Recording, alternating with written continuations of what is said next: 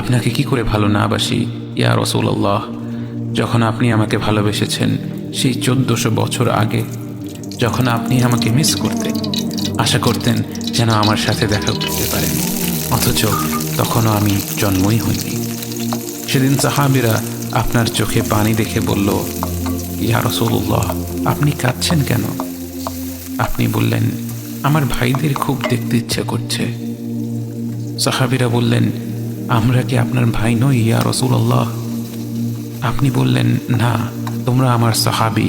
আমার ভাই হলো তারা যারা আমার পরে আসবে এবং আমাকে কখনো না দেখেও তারা আমাকে বিশ্বাস করবে।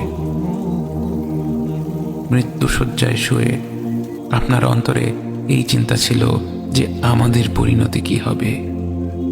উম্মতি উম্মতি বলতে বলতে আপনি আপনার রবের নিকট ফিরে গিয়েছেন। আজ আমরা আপনার উম্মতের অংশ। বিশ্বজুড়ে আপাত দৃষ্টিতে আমরা হচ্ছি সবচেয়ে অপদস্থ, নিরুপায়, পরাজিত, লাঞ্ছিত, অথচ বাস্তবে আপনার উম্মতের অংশ হওয়া যে গোটা বিশ্বের সব সম্পদ পাওয়ার চেয়েও মূল্যবান ব্যাপার। আজ আমার মনে যত আশা, যত আকাঙ্ক্ষা, যত স্বপ্ন, যত চাহিদা, সব কিছু পেয়ে গেলেও নিজে